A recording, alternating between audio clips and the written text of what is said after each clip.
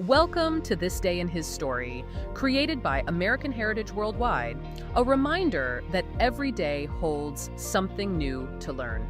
Did you know one of Harry Houdini's most dangerous stunts involved escaping from a straitjacket while hanging upside down from a tall building? Discover that Houdini held his breath for over 3 minutes during his famous Chinese water torture trick, and while underwater, he escaped from chains in only 57 seconds.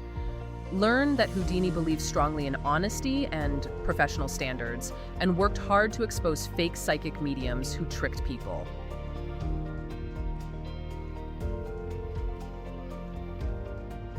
Picture this. You are standing on a really busy city street. Shoulder to shoulder with, thousands of people. Yeah, exactly.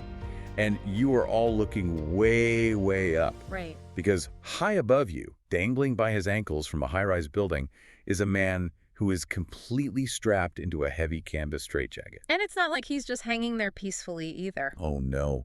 The wind is whipping around him, the ropes are creaking. He is actively fighting for his life, just violently writhing against these thick leather straps. And he's suspended in midair while that massive crowd watches from below. And they are completely silent, just holding their collective breath. It is such an intense visual. It really is. And, to understand how a man ends up dangling by his ankles over a concrete street, you actually have to go back to a 12-year-old kid who is riding the rails on a freight train. Which is quite a leap. Right. But that's our mission for this deep dive today. Mm. We want to really unpack the life of that dangling man. Who, of course, you globally know as Harry Houdini. But he actually started life as Eric Weisson. And we are going way beyond just the stage illusions today. Yeah, we're looking at his intense psychological drive. The absolute punishing physical endurance. And this surprisingly strict moral code of a performer who essentially engineered his own mythology. Because Houdini wasn't just pulling rabbits out of hats. I mean, he was an architect of the impossible. Right. Some of his techniques still baffle professional magicians today. He wasn't relying solely on, hidden compartments or trick mirrors. No, he was engineering scenarios that forced him to actively defy human biology and, the laws of physics. Mm-hmm. And you don't just wake up one day and decide to suppress your own biological survival instincts, Definitely not. So to understand the magic, we have to look at the hustle that forged it. Okay, let's unpack this. Yeah, because this is a story about how a childhood defined entirely by survival kind of laid the psychological groundwork for a whole career built on escapes. Exactly. So let's start on March 24th, 1874. This is in Budapest, Hungary. That is when Eric Weisson was born. His father was a rabbi, and the family immigrated to the United States in 1876. When Eric was just a toddler, right? Right, just a toddler. And they settled in a new country with this massive family to feed. His father brought his wife and 6 children over. Wow, 6 kids. So finances had to be incredibly tight. Oh, absolutely. So Eric has to go to work. And we don't mean getting, a part-time job in high school. No, by the time he is 9 years old, he is already performing on the trapeze. 9 years old. Yeah, he literally billed himself as Eric, the Prince of the Air. I mean, think about that. That is an immense amount of pressure for a 9-year-old. It is. You are performing aerial acrobatics just to help keep the lights on at home. And the environment at home was so heavy with that financial burden that just a few years later, at age 12, he hops a freight car and runs away from home. A 12-year-old kid alone on a freight train. Yeah.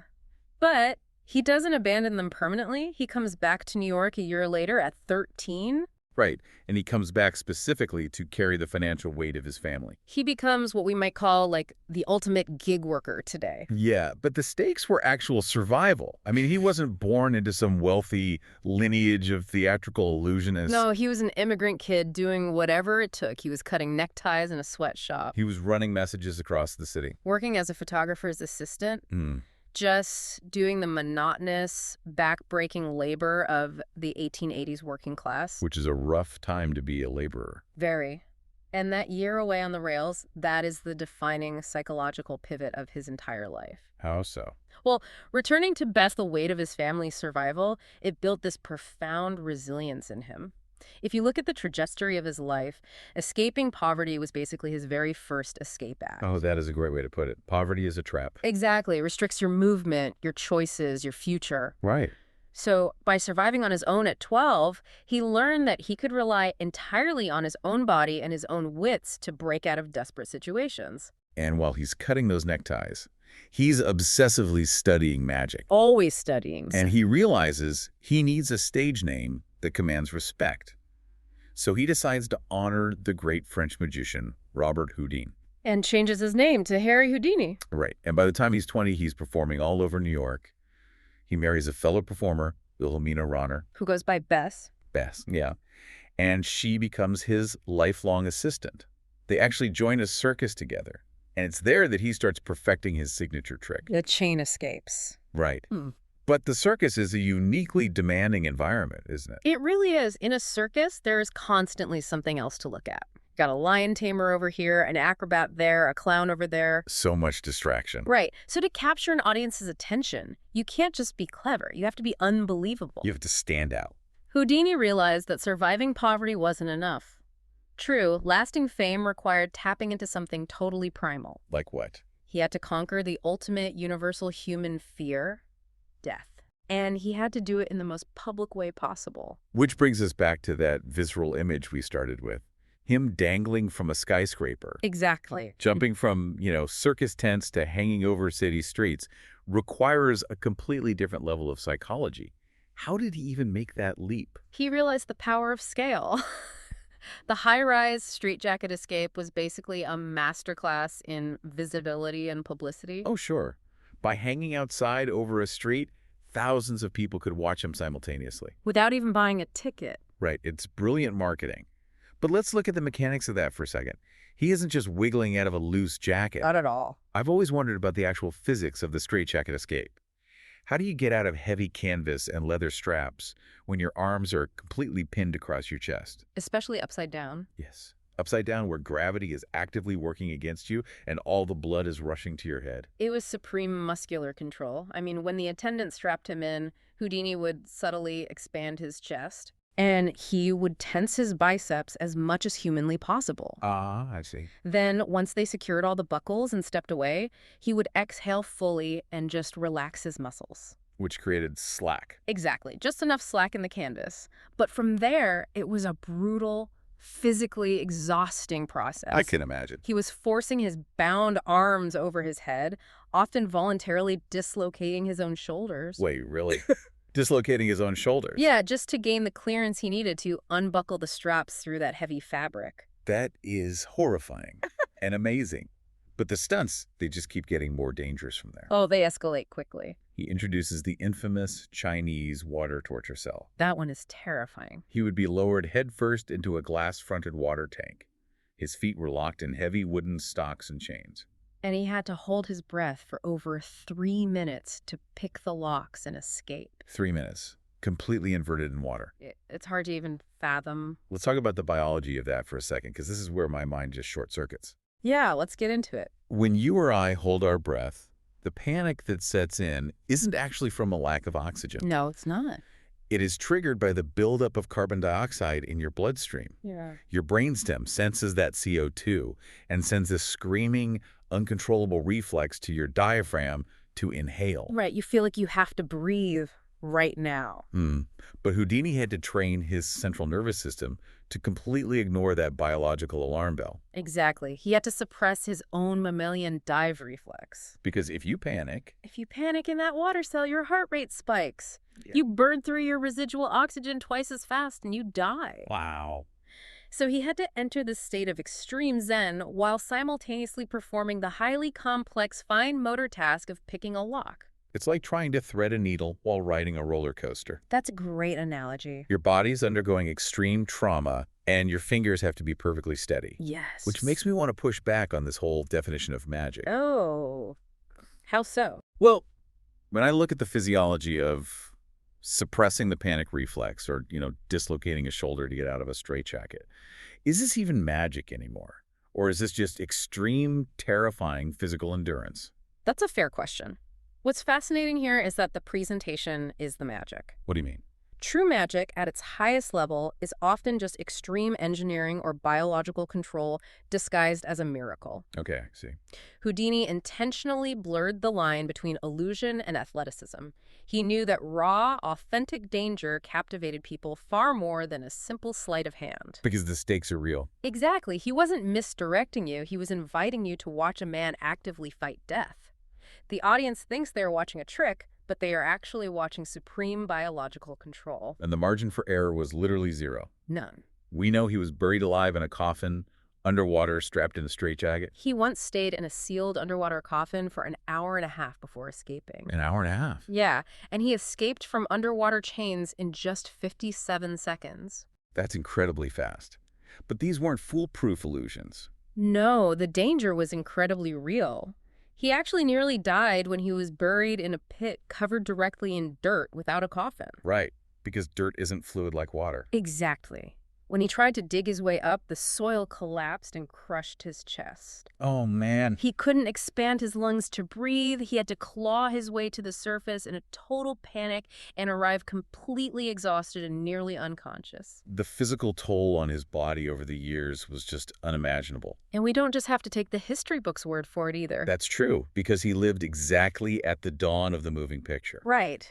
There is video evidence of these stunts. You can watch the archival footage of Houdini jumping off a bridge into a freezing river while entirely locked in handcuffs. You can see the video of the upside-down straitjacket escape. You literally watch him violently twisting his torso in the air. Seeing those videos is wild because you realize how unglamorous it actually was. It's brutal. It is. But, his drive to push boundaries didn't stop with just his physical body. No, it didn't. That obsessive need to conquer restraints spilled over into technology and media. Because once you master a locked water tank, where do you go? You go up. Exactly. Houdini was very much an obsessive polymath. He looked at the sky and saw the ultimate uncontained environment. He became an avid aviator. He did. In 1910, he became the very first person to successfully fly a powered aircraft over Australia. Which sounds like such a random pivot. It does, doesn't it? From picking locks in a windowless cell to flying an early, highly dangerous biplane over the Australian continent. But it makes perfect sense for him. Aviation was the ultimate escape from gravity itself. That is so true. And he also jumps into the emerging world of cinema. Right. He released a film in Paris way back in 1901 documenting his escapes. Why film? Well, he recognized that live theater is ephemeral. Once the curtain drops, the performance only exists in the audience's memory. And memory fades. Exactly. Film offered permanence. He performed in films for a short time because he understood the power of the camera to immortalize his mythology. He needed to control his narrative. Absolutely. He needed to master every environment, whether that was a locked cell, the emerging silver screen, or the literal sky. He was obsessed with proof.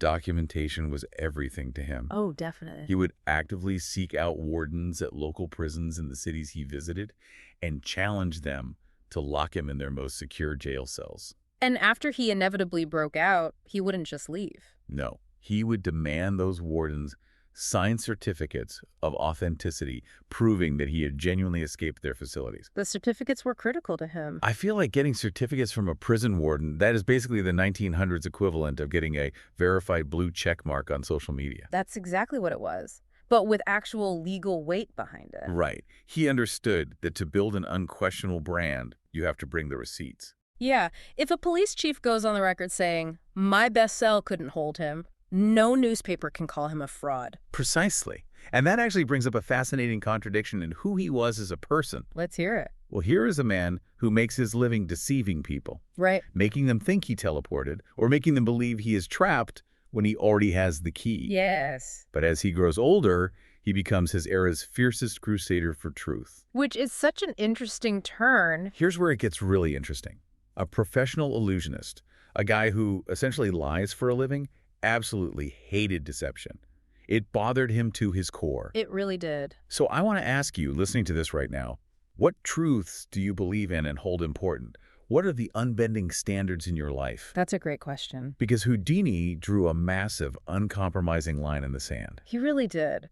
Houdini eventually served as the president of the Society of American Magicians. Okay. And he used that prominent platform to launch this vigorous, highly public campaign against fraudulent psychic mediums. Why did he care so much about psychics specifically? Because of that unbending standard you just mentioned. Okay, walk me through that. There is a really interesting philosophical lens we can use to look at this.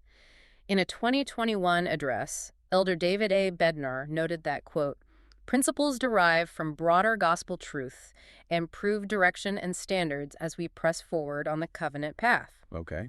Now, if we apply that impartially as a framework to Houdini's life, we see that Houdini lived by an incredibly strict professional code. How does that connect to magic versus psychics? Well, for him, stage magic was an honest transaction of skill. Right. You buy a ticket, you sit in the theater, and you know you're going to see a trick. Exactly. It is a mutually agreed upon deception. He provides a display of immense physical skill, and you get entertained. But psychic mediums, in Houdini's eyes, were violating the core ethics of that transaction. I see. They were holding seances, making tables float, producing mysterious voices. All to convince grieving people that they were actually speaking to their dead loved ones. Exactly. To Houdini, who knew exactly how those floating tables and hidden voices were engineered, this was unforgivable. Because they were using stage magic to exploit trauma. Yes, they were preying on grief. Houdini's strict professional principles and standards were his own equivalent of a covenant path against that kind of exploitation. You couldn't stand it. He dedicated immense time and money to attending seances in disguise, Just waiting for them to mess up. waiting for the medium to perform a trick. And then he would throw off his disguise, turn on the lights, and expose the hidden wires and trapdoors to the victims. Wow. He respected the mystery of the unknown too much to let charlatans profit off it through cheap parlor tricks. He spent his life playing with the fear of death on stage, so he despised anyone who used real death to steal from the vulnerable. That's exactly it. Which makes the story of his own final act so incredibly poignant. It really does. Because despite all his escapes, his supreme biological control, and his crusades, he couldn't escape his own biology in the end. No, he couldn't. Houdini died on October 31st, 1926. He died on Halloween. He did, and he was only 52 years old. It's so young. The cause of death was a ruptured appendix. But the great tragedy of it is that the rupture was heavily exacerbated by an incident a few days earlier in his dressing room. What happened? A university student asked Houdini if it was true that he could withstand any blow to the abdomen. Oh no. And before Houdini could properly brace his muscles, the student delivered several sudden, forceful punches to his stomach. The tragic poetry of that timeline is just staggering. It's hard to believe. Dying on Halloween, a day historically associated with the veil between the living and the dead. And at only 52. Yeah. After surviving the Chinese water torture cells, after nearly suffocating in a collapsed dirt pit, after hanging upside down from skyscrapers in the freezing wind. He is brought down by a few unexpected punches from a college student. It proves how fragile the human machine actually is, no matter how much you master it. But his legacy was permanently cemented, wasn't it? Oh, absolutely. On February 8, 1960, the Hollywood Chamber of Commerce honored him with a star on the Hollywood Walk of Fame. Nice. And if you visit his tombstone, you won't just see his name. Engraved right there in the stone is the crest of the Society of American Magicians. Wow.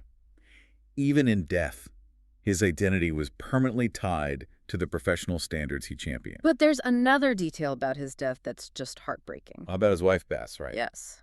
She was his lifelong assistant. She was there for the poverty, the circuses, and the global fame. They were together through it all. And after Houdini died, Bess held a seance every single year for 10 years on the exact anniversary of his death. Wow. She was trying to see if he would contact her from beyond the grave. This raises an important question about the profound human need for closure. It really does. Think about the layers of irony there. This is the wife of the world's most famous skeptic regarding the afterlife. She stood right beside him in disguise as he exposed fake medium after fake medium. She knew every trick in the book, yet she resorted to a seance herself. Because it wasn't about testing a scientific theory for her. No, it was an act driven purely by love and devastating, overwhelming grief. It is beautiful and it is devastating. It is. So, as we wrap up today's deep dive, let's just look at the incredible arc we've covered. It's a massive journey. We started with Eric Weissen, a young immigrant kid riding freight trains, cutting neckties, and performing on trapezes just to keep his family fed. And we watched him literally muscle his way into becoming Harry Houdini. A man who refused to be bound by gravity, water, or canvas. He conquered the air over Australia, he mastered the early silver screen, and he survived the most terrifying physical confines imaginable, all by suppressing his own biology. And through it all, he held fast to a rigid set of professional truths, hunting down anyone who used illusions to exploit the grieving.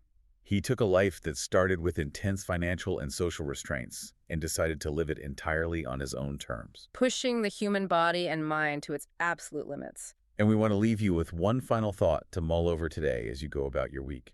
Houdini spent his entire life obsessively escaping physical restraints. Right. And he spent his later years systematically exposing anyone who claimed they could speak to the dead. Yes.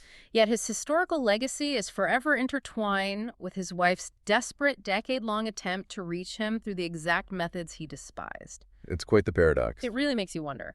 Was Houdini's lifelong, obsessive drive to practice escaping from chains, coffins, and submerged cells ultimately just a rehearsal for the one restraint no human being can ever break out of death itself? A rehearsal for the ultimate escape. Thank you so much for joining us on this deep dive into the life and mind of Harry Houdini. Keep questioning the impossible, and we will catch you next time.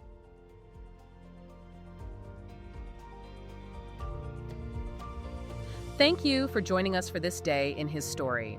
May the lessons of yesterday inspire you to see God's hand today and to play your part in his story now. For more faith-based learning, visit ahsworldwide.org, the homeschool for faith and family.